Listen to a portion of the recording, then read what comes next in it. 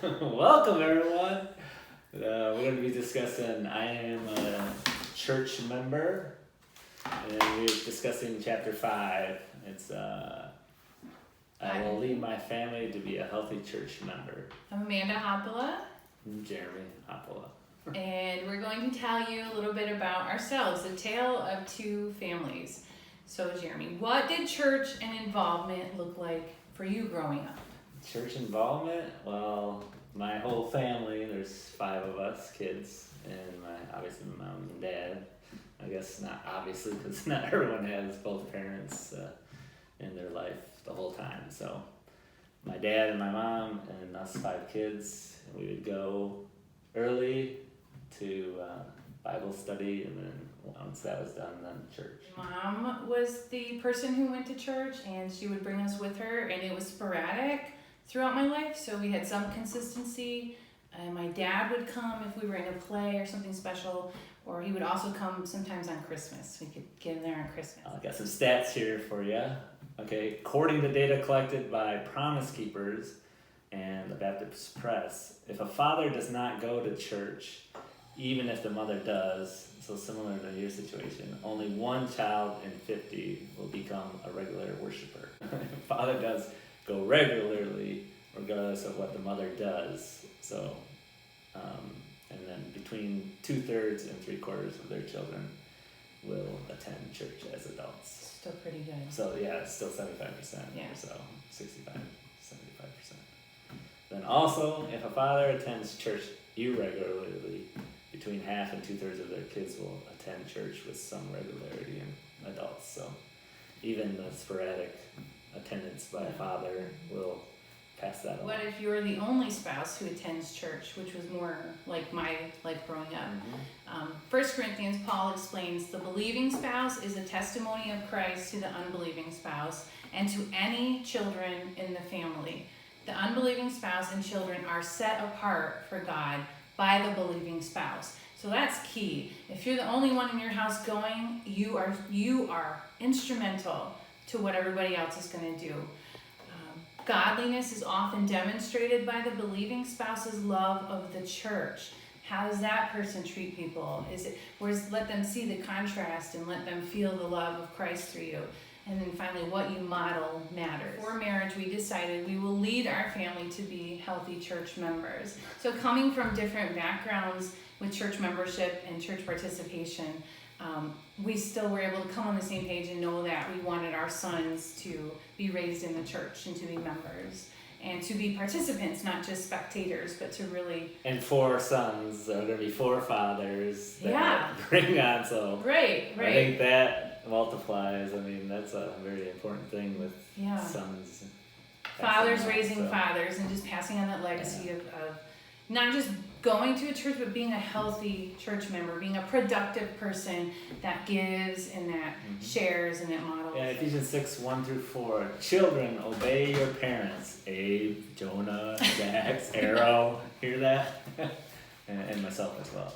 Parents, as you would the Lord, because this is right. Honor your father and mother, which is the first commandment with a promise, so that it may go well with you and that you may have a long life, kids, in the land.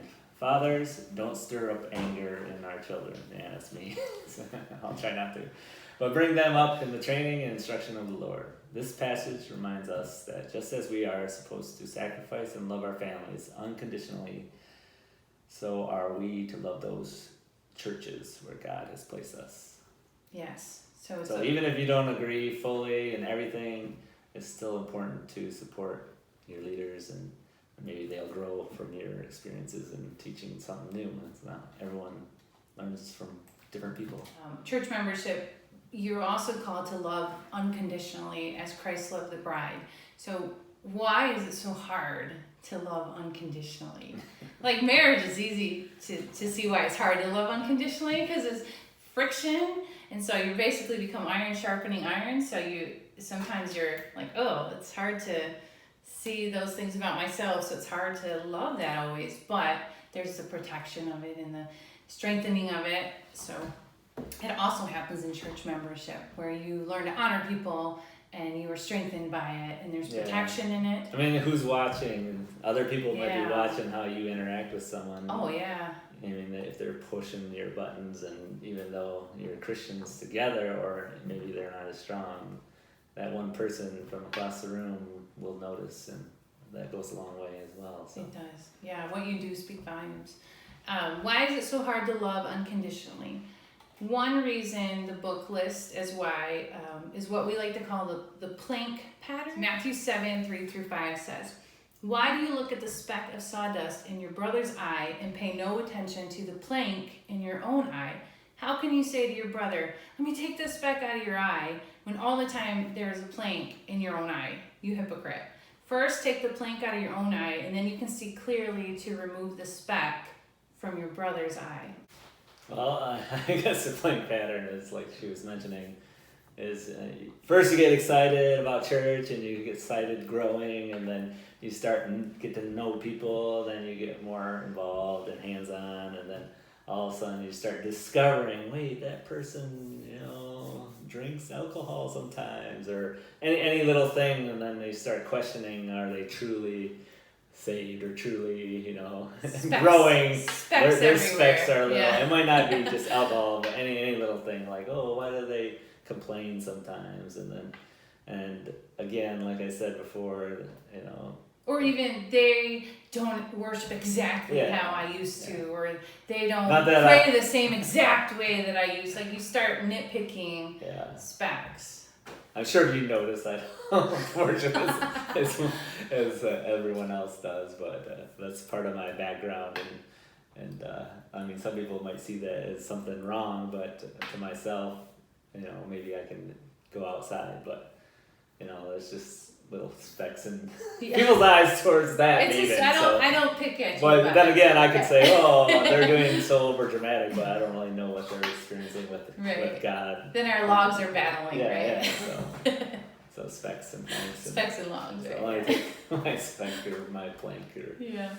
my whole So house after out you of my discover the imperfections or the specs, then you get discouraged about the church. Yeah, and then you sometimes leave, Right. or you want a Call it change a day. of leadership, or Yeah, or you Or- just harass and hound until you get your way. you split. Or you split, A lot yeah. of places split, and then they focus on only one area that the other people Yes. aren't doing, or are doing too much, or something like that. Pray together as a family for your church.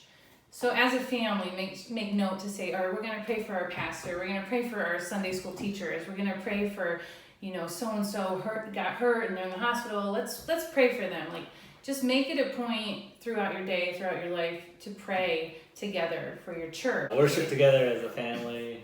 Regularly. Regularly. Yeah. So Jared, I was telling to Jared's I get my deep faithful. voice. Yeah, I sing. So I'm up on the platform worshiping while he's down there worshiping with these 4 little boys. Yeah, and and it's challenging at times Yeah. to keep my peace, because watching 4 kids while everyone else is trying to worship is difficult. yeah. But what's happening is they're watching him. Yeah. So they're actually watching you. Dad's consistent. Dad is worshiping. We still see him singing and participating and praying, worshiping. And I think that is key. That's important. So I can't imagine what our boys are picking up. They're watching you. Hopefully you're singing it. Yeah, right. Nice. Not your Hello. vocals. Okay, so another key step is to fall deeply in love with the bride of Christ as a family. And that sounds sort of mystical, but it's biblical. Christ is the bridegroom and the church is the bride. Commit to love the bride with an unconditional love. And Jesus models this. But God proves his own love for us, and that while we were still sinners, Christ died for us. They reference Bob in the book, and he was a man of no great, he didn't have this huge job, he wasn't a preacher, he wasn't anything big or huge that you would see, but he was faithful and consistent, and he loved and served the church, and he brought his boys, and then they became faithful and consistent and loved and served the church. So you have this legacy of family that's showing the love of Christ and that's ministering the love of Christ and pouring out within their church just by having a godly example. And that's this young man that was actually Thomas Rainer said that was his role model and his witness when he became a father. He was like, I gotta be like Bob. I'm gonna be like Bob. So it was really good. Most importantly, model forgiveness faithfulness, giving grace, and how to honor people. Yeah, I think that's those key. fruits of the Spirit and such, it's important to Yeah. have those, and they bear and produce and fill people, and then they pass that along. Let your children see you give. Let your children see you be faithful. Talk to your children about why you give. Talk to them about what you're doing. Don't let it all be in secret. They need to know that you believe in and that you push out and that you give and that you honor people. So if they say something bad happens, and how you respond to it and how you say, no, we're going to handle it this way because Jesus would love them anyway. Jesus would be unconditional to them. So we're going to go ahead and give them that grace because he gives us that grace. And the world needs a lot of that. Yeah. I don't care what color you Yeah. are, what beliefs you have, everyone needs to provide We need grace. pause, and then grace and forgiveness and mercy as well. Yeah. Those things are missing in the world today. Right. If you want your family to love Christ and you want the world to love Christ, then you have to love Christ. Yeah, we don't It's need that. to. It's that simple. We make Don't it need so to hard. win an argument or. Yeah. Just have to even love. if you know you're right, it's easy Right. just to Love covers the give multitude. grace and mercy to that person to say, hey, and then pray for them. And now that we know more about leading our families to become healthy church members and why we do it, how we can forgive, we'd like to conclude with a pledge. Every week, I believe, we're concluding with a pledge, and ours is personal to us because we are leading a young family and we are leading young men. We have 4 young sons. So I think it's important that we're faithful and we bring them, and that they have an experience with Sunday school teachers or teachers of the Word, because they gain things from other people that we don't always see that they need or have to give to them, or that might not be our piece. They might not take from Dad what they'll take from Miss Margaret or Miss whoever, teaching them, whomever is teaching them. And we also enjoy their stories and their testimony that they're developing on their own, that they bring back to us from Sunday school or from being taught something outside of us. That encourages us. Good role for a teacher within a family is to help those kids be questioning, things. I would like them to, teach them how to question whatever they learn in class. They should encourage questioning to their parents and to others, just so they get a different experience between different people, and also understand what the family, our core family, believes in those areas, or can talk about those stories and everyone understand them. And So like seeking answers. Yeah. Because you don't want just the teachers to be telling them only. They should encourage questioning. Yeah. That'd be a good role within a teacher of, especially this church. I think they do that quite a bit and Yeah. allow them to question. Yeah, they do. Yeah, and I also I think it ministers to us too when we hear the feedback of the story. It's an encouragement to us as a family. Like, why do we bring our kids? Sometimes it's really hard to get everybody ready and to go and to have everybody corralled. And Jared talked about that earlier about sometimes during worship it's like, please just sit down and listen, because there's so little. But it's still worth it to build the foundation, and they're still watching. But I think I have been encouraged. I know specifically one instance where Jax came home and he started saying, I love you and forgive you. We didn't teach him that phrase. He learned that in a Sunday school class, and they did a little paper, and that's become like a tagline in our family now. Every night we say, I love you and forgive you.